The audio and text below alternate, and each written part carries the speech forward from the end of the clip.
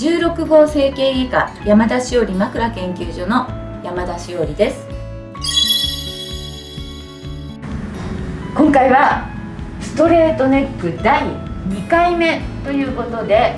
治るのかどうか治療編についてお話をしていきたいと思います。ちょっとだけ第1回目のおさらいしましょう。ここにレントゲンが6方向6枚並んでいますが、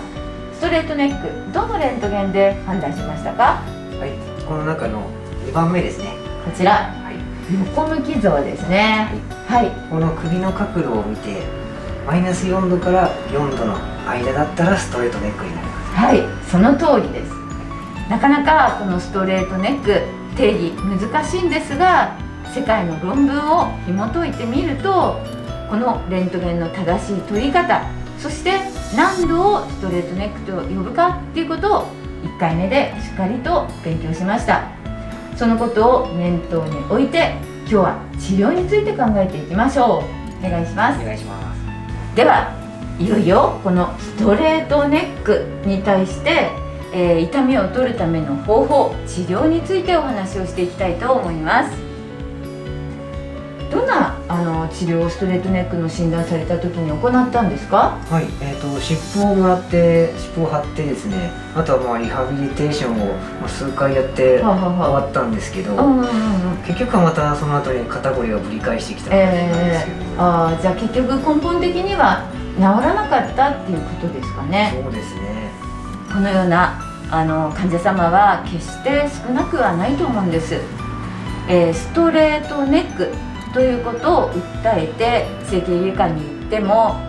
特別な治療があるわけではないですね。なぜならストレートネックだから痛みが出てるということは必ずしも、起こってはいないからなんです。ストレートネックだから治療するのではなく、背景にストレートネックがあるかもしれないけど、今出ている症状に対して一つずつ丁寧に治療していくことが何よりも大事なんですね。当院で行っている治療体験についてお話ししたいと思います。ご覧ください。4つに大きく分けて治療を組み立てています。まず第一に日常生活の生活指導、これとっても大事なことなんですよ。生活の中で自分では気づかないで悪い姿勢をとってたり、運動不足になってたらいつまでたってもストレートネック、首の痛み取れないですね。2番目、投薬、お薬です。3番目、注射。4番目にリハビリテーション。この4つの大きな柱があります。それでは1つずつ詳しく見てまいりましょう。まず第一に、私が最も重要だと考えるのはこちらです。日常生活の指導です。それは大きく分けて2つあります。姿勢の指導と運動の指導なんですね。姿勢悪くないですか？はい、やっぱりパソコンしたりとか、スマホをよくするので、その時に前かがみになったりしてます。はい、悪いと気づきながらも直せないでいることって多いですよね。それはなぜかというと、一つの原因にはどんな姿勢をしたら悪いのか、どういう姿勢を正すためにどんなことを工夫しなきゃいけないのかっていうことが直感的に分かってないからだと思うんですよ。その方法を具体的に学ぶことができれば意外と簡単なんです。はい、もう一つが運動指導。運動って聞くと、なんかジョギング1時間やんなきゃいけないのかとか、30分間毎日ストレッチやって体操しなきゃいけない、筋トレやらなきゃいけないっていうイメージ浮かばないですか？はい、ランニングしたり筋トレしたりっていうイメージです。そうですよね。なんか考えただけで大変だなって思っちゃうじゃないですか。そう思いますね。そうですよね。そんなことではないんです。運動指導、私は1日5分でもいいと思ってます。3分間でも朝夕お風呂出た時、ほんのわずかな時間でもいいので、ちょっと体を動かすっていう習慣、これを、身につけていただくってことが、何より大事ですので、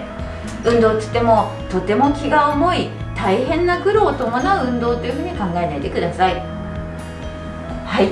でこの姿勢なんですけどもね、日中と夜を分けて考えてほしいんですよ。なぜかっていうと、日中は自分の意識が働いているので、こういういい姿勢にしようとか、悪い姿勢になってるなとか自分で気がつきますよね。だからこそ自分で直すことができるわけです。でも夜寝てる時はもう完全に意識がないので、どういう格好して寝ようとか、こういう格好して寝ちゃいけないんだとか意識働かないですよね。だから大事なのが、枕なんです。枕によって睡眠の姿勢が変わってしまう。枕を適切に整える、適切な高さの枕を使うことで、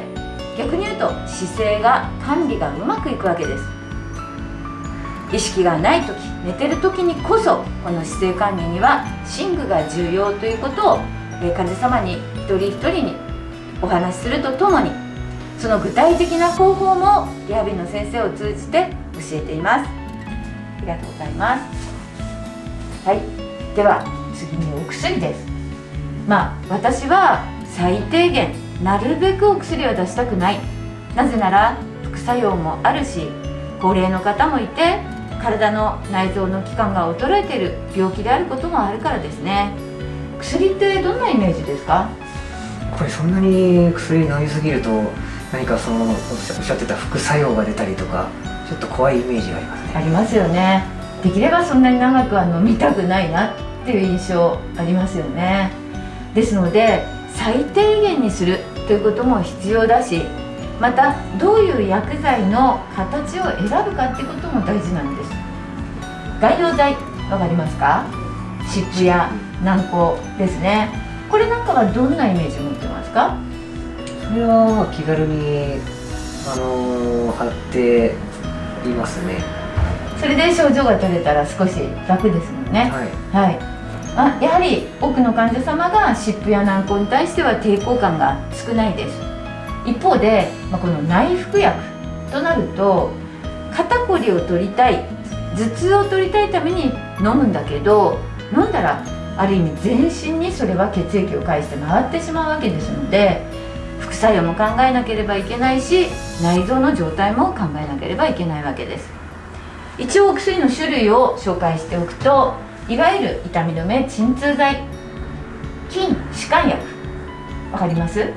はい、筋肉を緩める薬ですかね。筋肉がぐーっと緊張して首がストレートになっていたり、張りが強かったりっていう方は、筋弛緩薬という筋肉を緩める薬を飲むことによって緊張が取れて、筋肉の緊張がなければ血液循環がうまく回るというようなメカニズムのお薬です。次にビタミン B12、この筋肉が緊張することで神経を締め付けてしまう、それが一つの肩こりのメカニズムなんですが、このビタミン B12 は末梢神経そのものに栄養をあげて神経を回復させるお薬なので、まずは神経を回復するためにビタミンを使うっていうのも一つの方法なんです。また抗うつ剤、なんで肩こりで抗うつ剤って思いませんか？ちょっとイメージが結びつかないですね。実は、肩こりってうつ病の方が非常に多くの方が感じる症状なんですよ。そうなんですね。その原因がうつ病だと、うつ症状だとすれば、単に痛み止め飲んでも治りません。うつ病を治すお薬を飲むからこそ、うつ病の症状である肩こりが取れるっていうメカニズムなんですね。意外ですよね。また逆に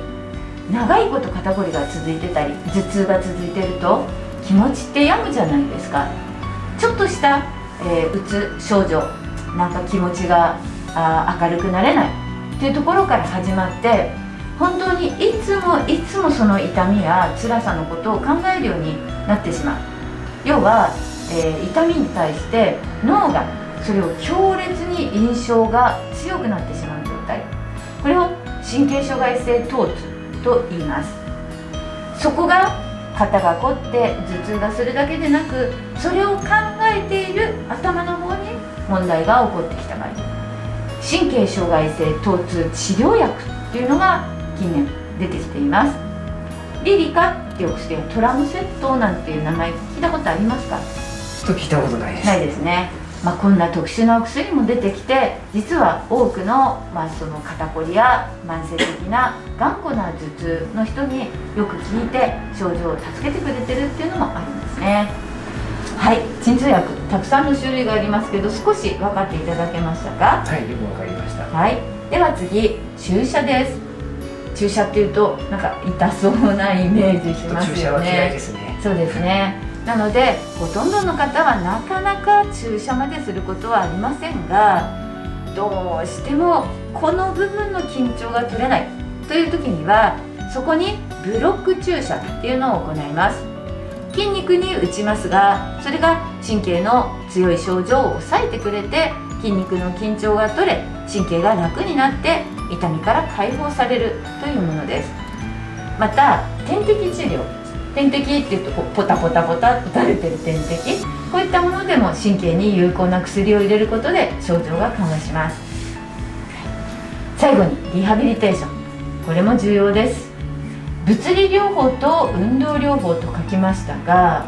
物理療法見たことあるかもしれないんですが、例えば牽引といって首にベルトをつけて上に引っ張ってる治療であったり、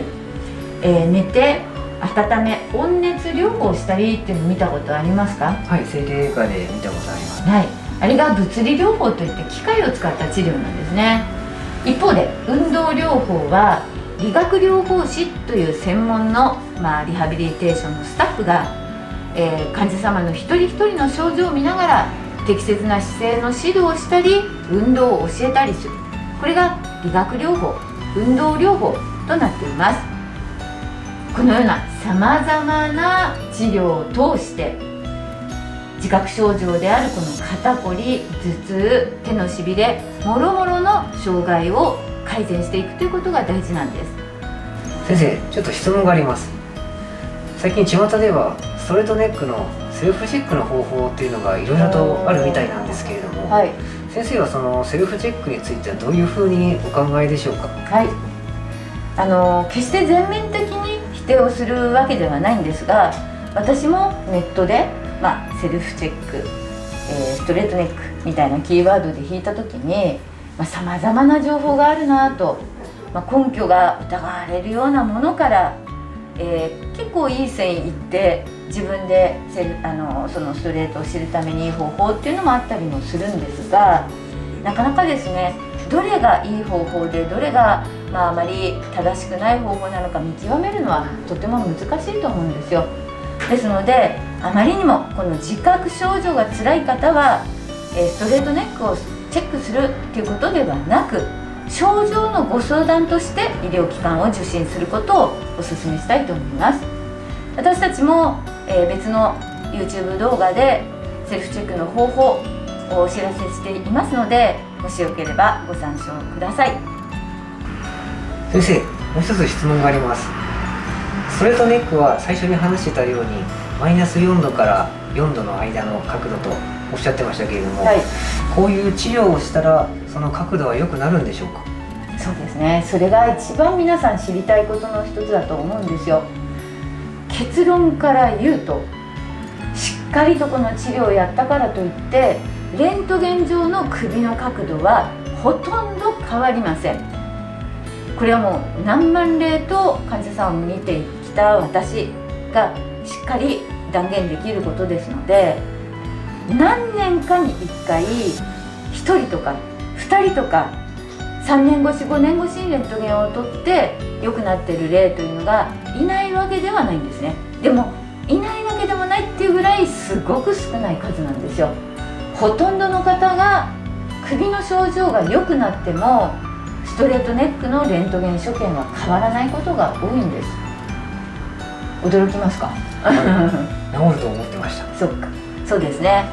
そこが、いわゆるストレートネックっていうことが世の中で一人歩きしてしまっている原因になっていると思うんですよ。